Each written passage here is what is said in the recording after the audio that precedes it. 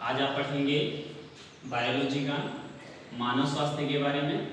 इसमें आपको एक डिसीज के बारे में ब्रॉडली से स्टडी करवाएंगे।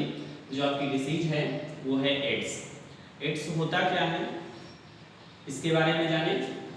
एड्स का जो नाम है वो AIDS। इसको एक्सपेंडेड फॉर्म में कहें तो A for acquired, I for immuno, D for deficiency, S for syndrome, यानी कि एक्वायर्ड इम्यूनो डिफिशियंसी सिंड्रोम। यह एक वायरल डिसीज है, विषाणु जनित बीमारी है, अर्थात विषाणु के द्वारा फैलती है। इसका जो विषाणु होता है, जो वायरस होता है, इसके वायरस का नाम HIV है, ह्यूमन इम्यूनो डिफिशियंसी वायरस। इसके बारे में हम जानेंगे कि ये बीमारी कहाँ से प्रारंभ हुई, इसके लक्षण क्या होते हैं, इसका उपचार किस प्रकार से करते हैं। तो एड्स जो बीमारी है वो सबसे पहले वेश्याओं या मादक पदार्थों के लती समूहों में सबसे पहले देखी गई, जो साझा इंजेक्शन का प्रयोग करते थे। पता कैसे चला कि उनको एड्स है? क्योंकि एड्स एक ऐसी बीमारी है जो हमारे शरीर में एक उपस्थित शक्ति या पावर को नष्ट कर देती है। वो शक्ति कौन सी है? उस शक्ति का नाम है, उस पावर का नाम है इम्यून पावर। इम्यून पावर हमारी वो शक्ति है, वो पावर है जो इस पूरे संसार में जो पैथोजेंस, जो सूक्ष्म कह सकते हैं रोगजनक कारक, जिन कारकों के द्वारा मानव या जितने भी प्राणी हैं उनमें जो बीमारी उत्पन्न होती, जो रोग दशा उत्पन्न होती है, उन कारकों से हमारा शरीर जो है सुरक्षा प्रदान करता है। ऐसी शक्ति को, ऐसी पावर को इम्यून पावर या प्रतिरक्षा शक्ति कहते हैं। ये शक्ति एक तंत्र के द्वारा संचालित की जाती है या एक तंत्र इसको ऑपरेट करता है। उस तंत्र का नाम है इम्यून सिस्टम, प्रतिरक्षा तंत्र। इम्यून सिस्टम हमारे कई भागों में बटा होता है। तो यहाँ पर हम सिर्फ एड्स की बीमारी या एड्स रोग के बारे में पढ़ेंगे। तो एड्स जो होता क्या है, ये हमारी इम्यून पावर को ही नष्ट कर देता है। किस प्रकार से नष्ट करता है? जब हमारा HIV यानी कि ये विषाणु हमारे शरीर में प्रवेश करता है, तो हम बात करते हैं कि किस माध्यम से हमारे शरीर में प्रवेश कर सकता है। शरीर के किसी भी तरल पदार्थ के माध्यम से दूसरे व्यक्ति में ट्रांसमिट हो जाता है, संचरित हो जाता है। जैसे नंबर 1 है आपका साझा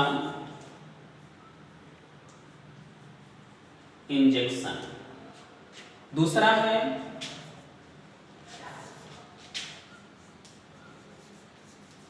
रुधिर आधान, उसके बाद में जैसे लैंगिक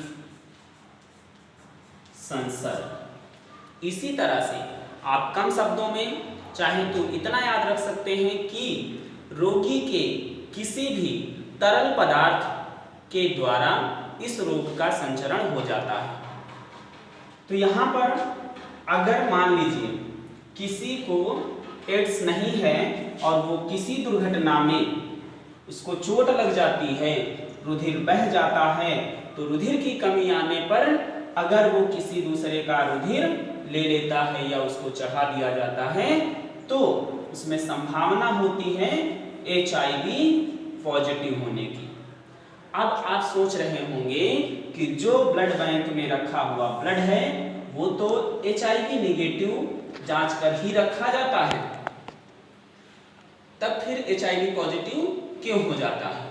उसका कारण यह है कि HIV पॉजिटिव ब्लड जो होता है उसकी जो पुनरुद्भवन क्षमता होती है, यानी कि रोग को दिखाने वाला जो लक्षण होता है, वो 2 साल से 14 वर्ष तक का लगता है। वो संक्रमित होने के बाद 2 वर्ष, दूसरे वर्ष भी दिखा सकता है और 14वें वर्ष भी दिखा सकता है। इस दरमियान में वो कभी भी दिखा सकता है। तो मान लीजिए आपने ब्लड को डोनेट किया, रुधिर को दान कर दिया। रक्तदान के बाद में उस ब्लड ने ब्लड बैंक में 3 वर्ष अगर गुजारे वहां पर, तब तक वो निगेटिव था।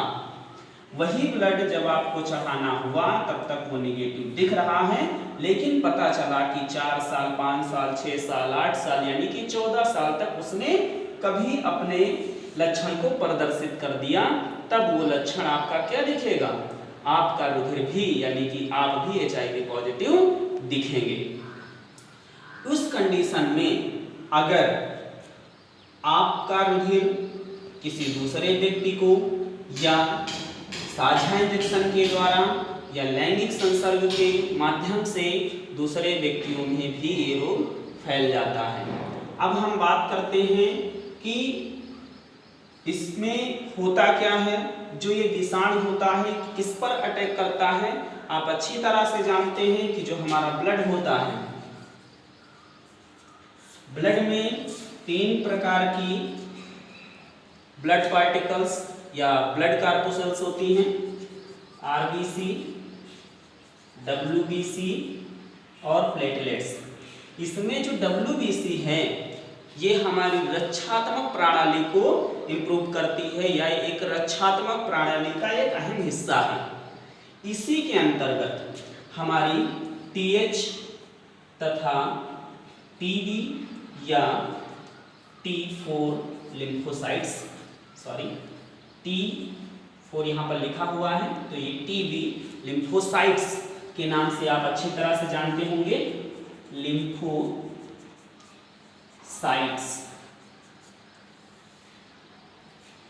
ये कोशिकाएं, ये रुधिर कणिकाएं जो होती हैं, इन्हीं पर ही HIV क्यों अटैक करता है? क्योंकि HIV का जो मुख्य भोजन होता है, जो उद्देश्य होता है, जो टारगेट सेल होती हैं, वो सबसे ज्यादा CD4 सेल्स में मौजूद होती हैं। तब आप सोच रहे होंगे कि CD4 सेल्स पर अटैक करना चाहिए, तो TH, TB, T4 पर क्यों अटैक करती हैं? क्योंकि TH, T4, TB कणिकाएं या लिम्फोसाइट्स जो होती हैं वो CD4 सेल्स से ही मिलकर बनी होती हैं। जब ये HIV CD4 सेल्स को अपना टारगेट बनाता है और नष्ट करता रहता है, भक्षण करता रहता है, तो धीरे धीरे TH, T4 लिम्फोसाइट्स का अस्तित्व समाप्त होता चला जाता है। और ये लक्षण कब दिखता है? जब पूरी तरह से TH अर्थात लिम्फोसाइट्स हमारे शरीर की जो प्रतिरक्षण क्षमता जो होती है, जो इम्यून पावर होती है, पूरी तरह से डिस्ट्रॉय हो जाती है, तभी हमें ऐसे लक्षण दिखते हैं।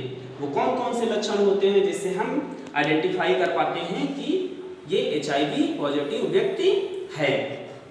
तो उसके मुख्य लक्षण ये हैं कि जैसे भार में कमी आ जाना, भूख ना लगना, बुखार का लगातार बना रहना, और सबसे अहम लक्षण ये हैं कि गुप्तांगों पर दाने, मस्से इस तरह के, और रात्रि के समय सोते समय पसीने का आना, ये एक बहुत ही अहम लक्षण है।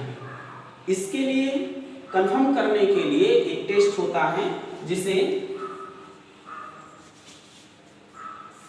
एलिसा टेस्ट के नाम से जाना जाता है। इस टेस्ट के उपरांत हमें कंफर्म हो जाता है कि रोगी HIV पॉजिटिव है या नहीं है। तो अगर व्यक्ति HIV पॉजिटिव हो जाता है तो अभी तक इसकी एक निश्चित औषधि नहीं बन पाई है, फिर भी इसके उपचार में जाइडोविडाइन, डेलावर्डिन इत्यादि बहुत सारी औषधियाँ जो हैं प्रयोग की जाती हैं। इसमें रोगी को हीन दशा से नहीं देखना चाहिए, ताकि उसकी इम्यून पावर थोड़ा सा जो है, जो उसमें उसे उत्साहपूर्वक ये दिलासा देनी चाहिए, जिससे कि उसका इम्यून पावर जो होता है वो थोड़ा लंबे समय तक कार्य करता रहता है। अगर आप चाहते हैं कि इसका मास्टर वीडियो या इसी तरह से बायोलॉजी के आपको टॉपिक्स या इससे संबंधित कई क्वेश्चंस या टॉपिक बाय टॉपिक या question by question with answer आपको मिलते रहें, तो इस चैनल को सब्सक्राइब करें, लाइक करें। Thanks for watching.